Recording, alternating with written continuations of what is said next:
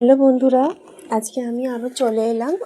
তোমাদেরকে আমি আগের দিন বলেছিলাম যে আমি মোচার চপের রেসিপিটা দেবো, কিন্তু মোচার চপের যে তরকারিটা আমি করেছিলাম চপ করার পর সেই রেসিপিটা তোমাদের বলেছিলাম আমি সেকেন্ড পার্টে তোমাদের সাথে শেয়ার করবো, তাই আমি এই পার্টে তোমাদেরকে দিচ্ছি।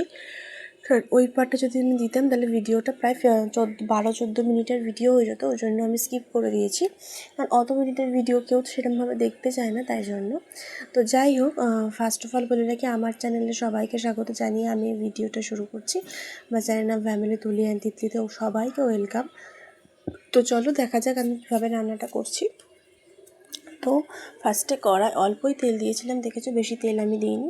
সেই তেলের মধ্যে ভালো করে আলুটাকে ভেজে নিয়েছিলাম। আলুটাকে অবশ্যই ভাজতে হবে, কিন্তু আরেকটা কথা বলে রাখি, তেলে তোমরা যদি চিনি দিয়ে আলুটাকে ভাজো তাহলে কিন্তু আলুটার কালারটা খুব সুন্দর আসবে এবং আলুটা দেখতেও ভালো লাগবে। খুব একটা লঙ্কা গুঁড়ো দেওয়ার প্রয়োজন হয় না, আমি তাই করেছিলাম। তো যাই হোক, এখানে আমি সেই প্রসেস তোমাদের তাহলে যেটা বলছিলাম, আমি এখানে কি মশলা দিয়েছি তোমাদের সাথে আগে বলে দিলাম। আমি ফার্স্টে দিলাম নুন, হলুদ গুঁড়ো, জিরে গুঁড়ো, ধনে গুঁড়ো, অল্প একটু চিনি আর আদা বাটা। এটাকে দিয়ে আমি অল্প করে জল দিয়ে দিয়েছি, তাহলে মশলাটা পুড়ে উঠবে, তাই জন্য মশলাটাকে ভালো করে কষানো হয়ে গেলে ভালো করে নাড়িয়ে নিতে হবে।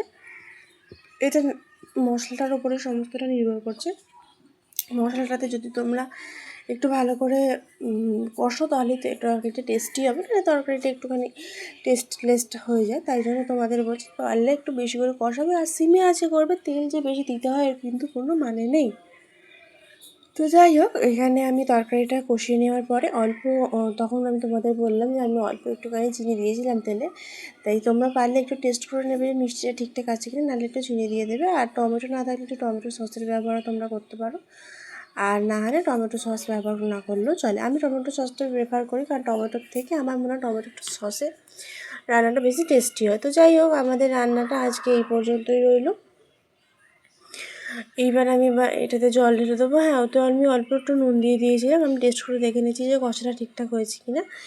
এবার কষাটা ঠিকঠাক হয়ে যাওয়ার পর আমি এতে অল্প জল দিয়ে দেবো। অল্প জল দেবো মানে আমি এখানে যেহেতু 40% আলু কষতে সেদ্ধ করে নিয়েছি, তাই 60% আলু সেদ্ধ হওয়ার মতন যতটুকুনি জলের প্রয়োজন ততটুকুনি জল দেবে। যাই হোক, আজকে ভিডিওটা তাহলে তোমাদের জন্য রইল এই পর্যন্তই। টেস্ট করে যদি ভালো লাগে তাহলে অবশ্যই সেটা বলো আর জানিও তোমাদের ভিডিওটা কেমন লাগলো। তোমরা যদি আমার এরকম খাওয়ার ভিডিও দেখতে চাও সেটাও তোমরা জানাতে পারো যে তোমাদের খাওয়ার ভিডিও কেমন লাগে।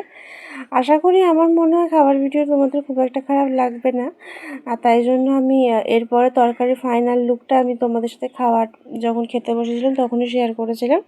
তো আমি খাচ্ছিলাম এখানকে রুটি, মোচার বড়ার তরকারি, আর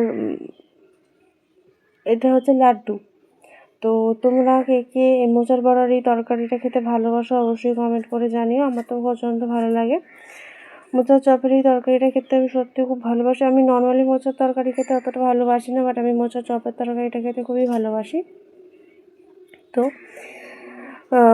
খেতে সত্যি কিন্তু খুবই ভালো হয়েছিল, তোমরা বিশ্বাস করতে পারো, খুবই ভালো হয়েছিল। আর তোমরা আমি যেভাবে বলছি সেভাবে করে দেখতেও পারো, অবভিয়াসলি ভালো লাগবে, কারণ আমি নিজে খেতে ভালো লেগেছে বলেই তোমাদেরকে সাথে রান্নাটা শেয়ার করছি, না হলে আমি সব রান্না তোমাদের সাথে শেয়ার করি না।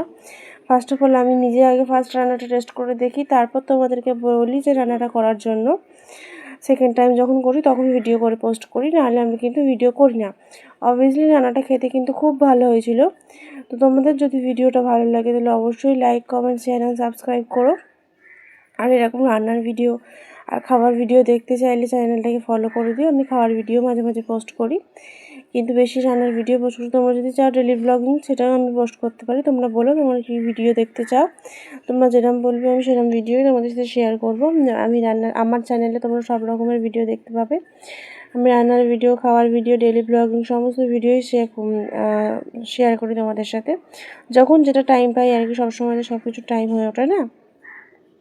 তো যাই হোক, আজকের ভিডিওটা রইল তোমাদের জন্য এই পর্যন্তই। রান্নাটা খেতে কিন্তু খুব ভালো হয়েছিল তরকারিটা, তোমরা অবভিয়াসলি ট্রাই করে দেখতে পারো। আজকের মতন টাটা, আবার অন্য দিন অন্য কোনো ভিডিওর সাথে তোমাদের সাথে দেখা হবে।